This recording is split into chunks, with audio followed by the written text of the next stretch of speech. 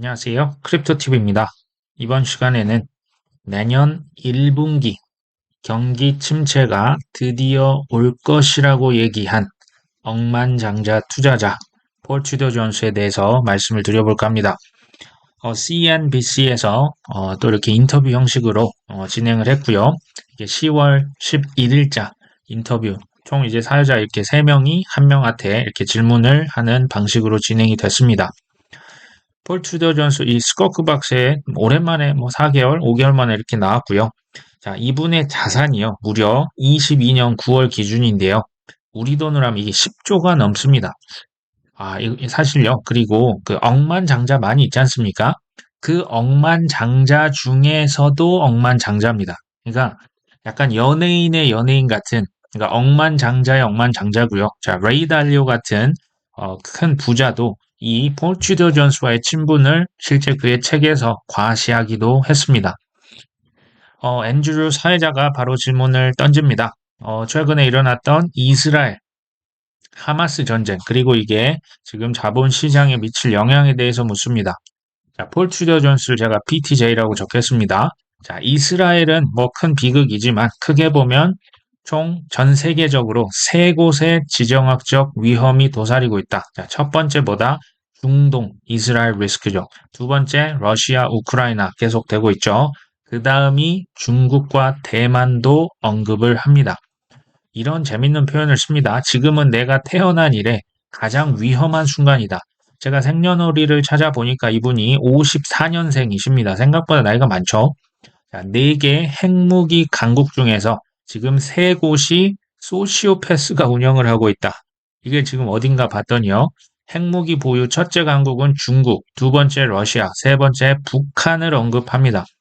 이 국가들 지도자들이 책임감은 진짜 1도 없고 스스로의 안위만 극진하게 챙기는 부류다. 그들 지도자에게서 인간성이라는 것은 1g도 없다. 왜냐하면 잊을만 하면 그들의 친구들, 정치적 라이벌들이 한 명씩 사라지고 있지 않습니까? 자, 마지막 네 번째 핵무기 강국은 바로 이란인데, 자, 여기 지도자도 믿을 사람이 못 된다. 왜요? 신이 그에게 직접 뭐라고 얘기하는 것을 믿는 사람, 그러니까 신이 뭐라고 하냐? 적들을 다 죽여 없애야 한다고 얘기를 본인한테 직접 얘기를 한답니다. 이게 핵무기 들고 있는 지도자 치고는 참 위험한 분이죠. 중국, 러시아, 북한, 이란 정상이 아니다. 재밌는 표현을 해서 제가 이걸 캡처를 해봤고요. 그리고 동시에 지금 미국은 2차 세계대전 이후에 가장 약한 재정 상태를 보유하고 있다. 지금 국가의 부채가요. GDP 대비 122%, 이게 지금 역대 최대치라고 하네요. 자, 엔주가 투자자로서 이런 상황들 보시면 지금 위험을 좀 해지를 하셔야 할까요? 보험을 드는 게 좋을까요? 아니면 그냥 그러려니 하고 투자하십니까? 이런 질문입니다. 자, 투자자들은 지금 이런 헤드라인 뉴스, 이렇게 전쟁에 대한 뉴스 너무 많이 좀 지친 것 같다. 그리고 근데 진짜 악재라고 하는 게 추가로 터진다면 리스크를 피하려고 하는 본능은 당분간 지속될 것이다라고 얘기를 합니다. 그러니까 이제 여자 사회자가 이제 베키라고 있는데요. 자, 진짜 악재라고 하신 게 지금 뭘 의미하시는 건가요? 라고 묻습니다. 자, 아시다시피 진짜 악재는 이란과 이스라엘이, 지금 이란은 사실 본인이 아니라고 뭐라고 하지만 우린 다 알고 있죠. 얘네들이 아예 이제 전면전으로 나서서 싸우는 겁니다. 세계 1차 대전도 이런 식으로 전쟁이 확장되었었잖아요. 자, 여기서 질문은 하마스는 이란의 대리인인가? 헤즈볼라는 이란의 동맹군일까? 이런 류의 질문이 중요하겠죠. 대부분 사실인 것 같고요. 자, 개인적으로는 이스라엘 사태가 해결되기 전까지는 리스크 자산, 그러니까 주식을 포함해서 투자할 계획이 전혀 없습니다. 왜냐하면 더한 충격이 올 수 있는 가능성이 있기 때문에 본인은 기다리겠다라는 얘기를 한 거죠. 자, 앤드류 사회자가 또 묻습니다. 지금 세계 정세, 좀 좋지 않고요. 미국은 부채가 엄청납니다. 이런 상황으로 볼 때 주식 투자하기 좋은 시기가 아니라는 말씀이신 거죠. 이게 재밌어서요. 제가 그냥 영어 표현 그대로 가져왔습니다. 자, it's a really challenging time. 매우 챌린징한데 지금 미국에서 주식 투자자가 되려고 하는 사람들에게는 너무너무 어려운 시기입니다. 라고 얘기를 하죠. 자, 왜냐하면 자, 지금은 최악의 지정학적 위기, 그리고 이 지정학 뭐 전쟁, 러시아, 이스라엘 우리가 이런 거에 조금 익숙해져야 할 것 이런 표현도 했고요. 동시에 미국 역사상 최악의 재정 위기를 이 두 가지가 동시에 우리를 덮치고 있으니까요. 자, 지금부터 전혀 다른 정치적인 멘탈, 정치적인 그 지도자들의 힘이 필요할 것 같다. 참 어려운 시국이란 얘기죠. 자, 조라고 하는 할아버지 사회자가 지금 되게 중요한 말씀을 하셨다. 지금 핵 전쟁 가능성이 가까이 있고요. 동시에 미국은 재정 상태가 좋지 않죠. 자, 블랙 스완이라고 하는 말부터 좀 바뀌어야 될 것 같다. 블랙 스완은 뭐 예상치도 못했고 보이지도 않았던 게 갑자기 여기서 이제 하얀 백조인데 검정색 백조가 나오는 거잖아요. 근데 이미 전쟁도 뭐 몇 년간 벌어지고 있고 최악의 미국의 지금 재정 적자도 뭐 어제 오늘의 일이 아니죠. 이게 다 현실이란 얘기를 하고 있습니다. 자, 조가 여기서 굉장히 재밌는 얘기를 합니다. 사실 당신은 지난 2020년 1월 초에 항상 그 스위스 휴양지 다보스에서 모여서 다보스 포럼을 하지 않습니까? 그때, 근데 20년도 1월 초입니다. 자, 이때 아무도 몰랐을 때 이미 코로나에 대해서 이때 경고를 했었다. 제가 이 방송을 본 적이 있는데요. 실제로 이게 무슨 말인지 전혀 그 당시엔 전혀 이해를 못했습니다. CNBC 인터뷰를 했는데 중국의 어떤 뭐 도시에서 발발했던 뭐 어떤 질병이라는 게 있어. 근데 그게 지금 전 세계로 퍼지고 있다더라. 자, 이 얘기가 20년 뭐 1월 2일인가요? 그때 처음 이 멘션을 공식 그 인터뷰 석상에서 했습니다. 그러니까 이분은 이제 그 폴치도 존스의 정보력은 우리 일반인들과 좀 다를 수 있다는 생각이 많이 듭니다. 자, 그러면서 그때 얘기를 합니다, 조가. 자, 폴은 이렇게 답을 하죠. 지금 미국이 처한 재정 상황은 과거 진주만 습격, 9.11 테러, 그 코로나죠. 팬데믹과 지금 전혀 다르다. 이런 지금 모든 위기들은 우리가 예상하지 못했던 외부에서 오는 어떤 충격이었죠. 이게 이제 블랙 스완이었었던 것 같아요. 지금은 어떠냐? 지금 미국 재정 상태가 안 좋은 거 이거 너무나 클리어하고요. 그리고 우리 손으로 직접 해결해야만 또 해결할 수 있는 분명한 해결책이 있다. 그런데 문제는 뭐다? 아직까지 이 이슈가 정치적인 대화에서 핵심 주제가 되고 있지 않다. 이 문제가 얼마나 심각한데 정치인들이 이 얘기는 그렇게 잘 안 하는 것 같다. 뭐 선거도 내년에 있겠죠. 그러니까 이 얘기를 더 적극적으로 해야 된다. 자, 조 할아버지가 그 사회자가 듣고 있다가 뭐 정부에서 또 막 돈을 찍어서 막 사람들에게 지금 지원금 살포할 것 같진 않다. 뭐 지금 그렇게 해결이 간단한 문제가 아니다라고 얘기를 했고요. 그리고 이제 그 지금 심각성이 대단하다는 거죠. 지금 그 어느 때보다 위기가 이제 장난이 아닌데 혹시 여기서 민스키 모멘트를 아실까? 이런 표현을 씁니다. 자, 민스키 모멘트를 한번 찾아보시면 과도한 부채로 인해서 경기 호황이 끝나고 이제 돈 빌린 사람들이 부채 상환 능력이 악화돼서 건전한 자산까지 막 내다 팔기 시작하면서 자산이 폭락하고 금융 위기가 시작되는 시기를 이제 그 경제학자 이름이에요. 자, 민스키 모멘트라고 하는데요. 쉽게 말하면 지금 빚이 너무 과도해서 견디다 못해서 터져버리는 거죠. 이것을 지금 언급을 했는데요. 자, 지난 3, 4개월간 지금 미국에서 벌어진 일을 한번 생각해 보시라. 지금 우리가 채권 시장, 미국 국채 시장에서 민스키 모멘트가 곧 올 건지, 그게 온다면 언제가 될지까지 내가 모르겠다. 근데 현실은 계속 부서지고 있다. 자, 미국 국가 부채가 GDP 대비해서 122%죠. 자, 부채는 뭡니까? 빚이죠. 빚이 있으면 이자가 있어야 합니다. 빚이 늘었다는 얘기는 당연히 이자도 폭증을 하고 있죠. 그런데 지금 금리가 높지 않습니까? 고금리에서는 자본 조달 비용이 증가합니다. 돈을 이렇게 빌리려면 더 비싸게 줘야죠.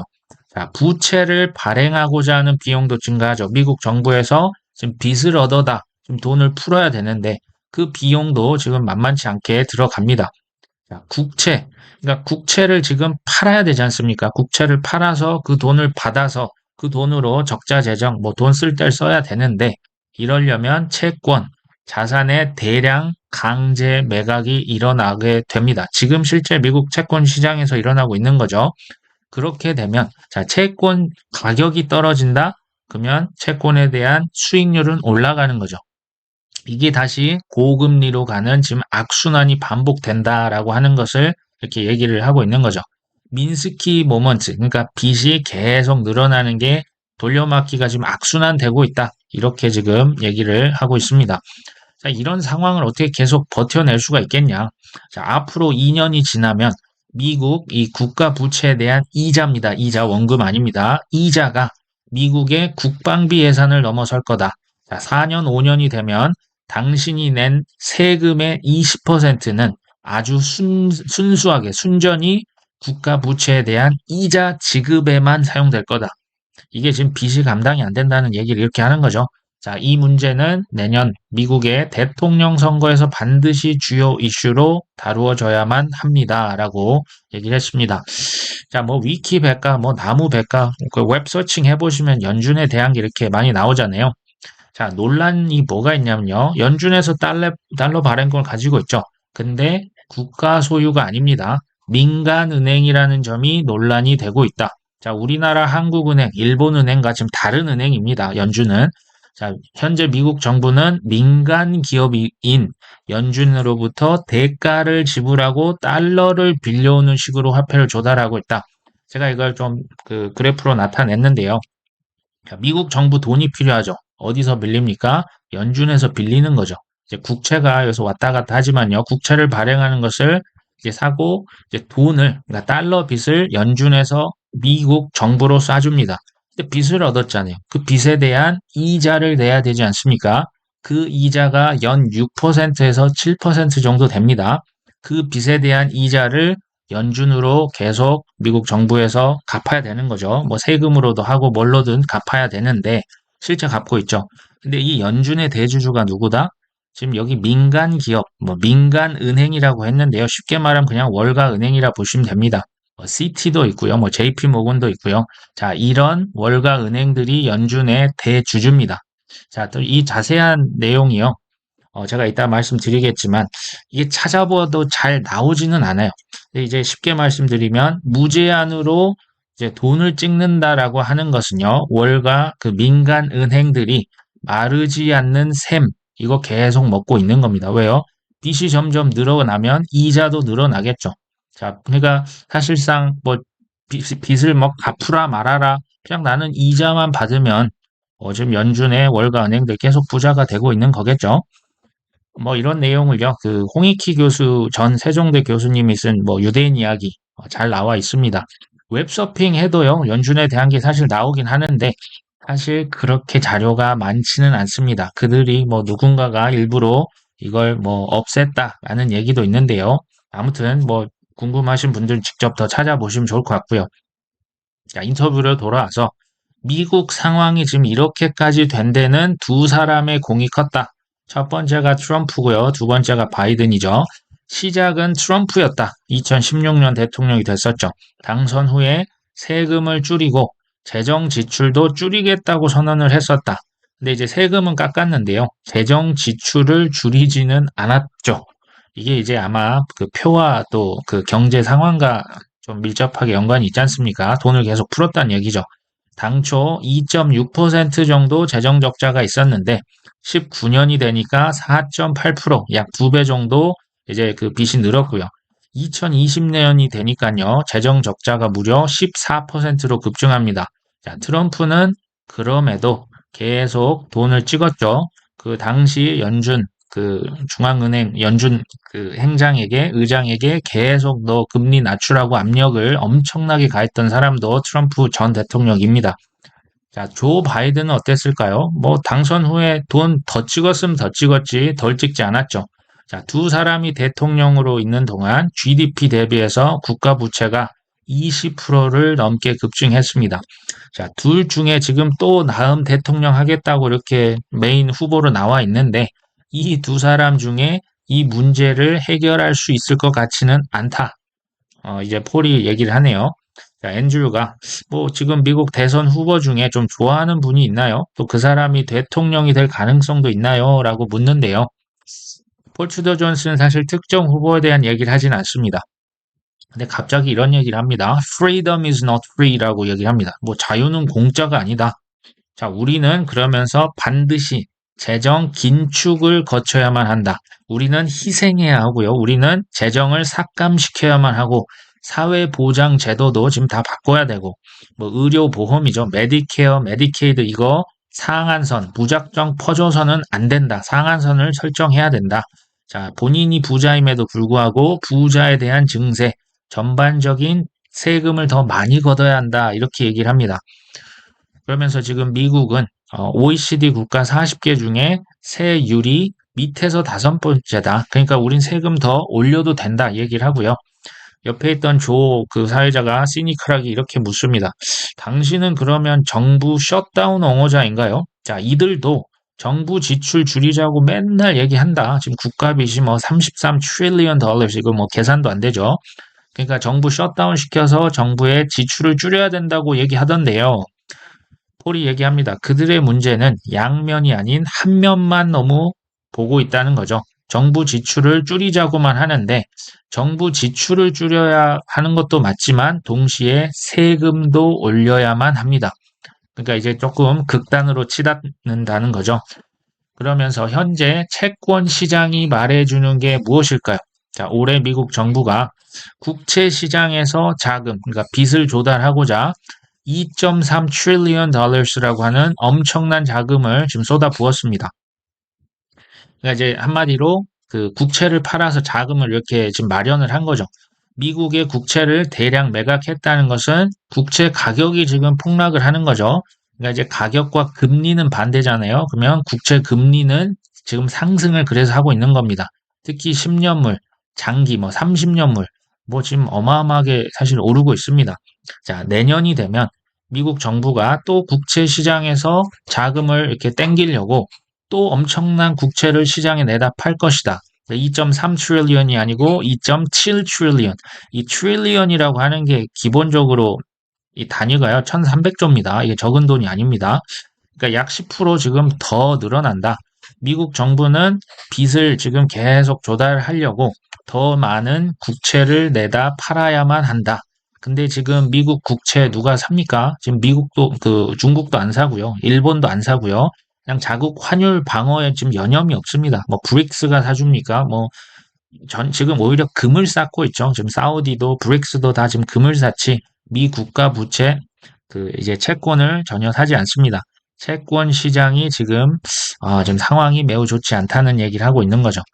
자, 베키 그 여자 사회자가 묻습니다. 연준은 뭐 이미 통제를 할 수가 없다. 지금 채권 시장에서 말해주는 게 오히려 더 실질적이다. 이런 얘기를 하고요. 자, 폴 투더 존스가 이런 얘기를 합니다. 아마도 우리는 내년 1분기 경기 침체에 들어갈 것 같다. 이제 probably면 사실 90% 이상 확신하는 것 같아요. 왜냐하면 미국의 채권 시장에서의 지금 수요와 공급이 말해주는 것은 앞으로 더 큰 금리 인상이 올 거라는 것을 얘기해 주는 것이다. 지금 장기 국채, 그러니까 10년물, 뭐 30년물 이런 국채에 대한 클리어링 프라이스가 정해지지 않았다. 클리어링 프라이스는요. 수요와 공급이 만나서 결국 어떤 균형 가격으로 간다는 건데요. 이게 지금 금리가 계속 올라가고 가격은 떨어지는 거잖아요. 이게 지금 어디까지 내려갈지 모르겠다. 자, 그 무슨 얘기냐? 더 큰 금리 인상이 예상이 되고 이것이 우리를 결국 경기 침체로 이끌 것이다. 뭐 얼마 전에 JP모건 회장도 뭐 7% 간다 이런 얘기해서 겁을 줬었죠. 근데 그 밑에 댓글이 재밌어요. 이건 뭐 그냥 일반 개인인 것 같은데요. 4개월 전에 인터뷰 나와서 23년 하반기에 이미 경기 침체 시작될 거라고 했는데 이제 와서는 또 내년 1분기라고 하네. 아, 네네네. 매우 전설적인 투자자 맞으시네요. 하고 지금 비웃는 어떤 그런 댓글입니다. 자, 여러분은 어떻게 생각하십니까? 이게요, 그 특정 자산의 뭐 가격과 타이밍과 뭐 패닉셀 뭐 그 타이밍을 맞추겠다? 신 아니면요, 뭐 거의 사이비 교주 수준이겠죠. 이거 불가능합니다. 어쩌다 한두 번은 맞겠지만요. 자, 좋은 투자자 계속 말씀드리지만 가격 예측을 내가 맞춰버리겠다. 그것도 뭐 두 번, 세 번, 네 번 불가능할 뿐더러 그건 저는 좋은 투자자의 방식이 아니라고 생각을 하고요. 대응을 잘하는 사람이요. 자, 떨어질 때, 오를 때, 패닉이 올 때, 환희에 휩싸였을 때 지금은요. 분명한 건 이거 같아요. 현금 보유량을 늘려야 되고요. 공부를 정말 미친 듯이 하셔야 됩니다. 그러면서 뭐 개그맨이었나요? 그 황현희 씨가 얘기했던 비겁한 그 타이밍을 기다리고 기다려야 하는 그런 순간이 아닐까 싶습니다. 제가 비트코인 차트를 한번 가져왔습니다. 이게 2019년도 1월달 비트코인이 356만 원이었고요. 자, 2020년 3월달 그 코로나 공포가 극에 달했을 때 550만 원까지 떨어졌습니다. 자, 이런 순간이 바로 비겁한 순간 아닙니까? 이제 변명을 하는 거죠. 아, 내가 그때 엄청 샀어야 했는데. 자, 이때만 있었을까요? 자, 2022년 테라루나 사태가 발생했을 때, FTX 사태가 발생했을 때가 2,500, 2,100만 원이었습니다. 지금 비트코인 얘기를 하는 거죠. 자, 이때도 저때 내가 대량 매수할 걸. 그런 타이밍이 앞으로 저는 또 올 수 있다고 봅니다. 자, 말씀드렸죠. 현금 늘리고 공부하시고 타이밍 기다려야 합니다. 자, 돈 버는 공식 알려드립니다. 싸게 사서 비싸게 팔면 됩니다. 지금 싸게 사서 싸게 살 수 있는 타이밍이 올 수도 있다. 근데 이건 그럼 누가 기회를 잡을까요? 자, 누구나 다 부자가 될 수 있을까요? 천만의 말씀입니다. 이게 제대로 준비를 한다고 해도 정말 그 패닉셀이 어마어마하게 그 공포가 극에 달하면요. 이게 사람이 이게 버튼이 눌러지지가 않습니다. 지금은 우리가 공부하면서 준비하고 그 기회를 잡기 위해 노력할 때가 아닐까 싶습니다. 오늘 방송 여기까지 합니다. 끝까지 시청해 주셔서 감사합니다.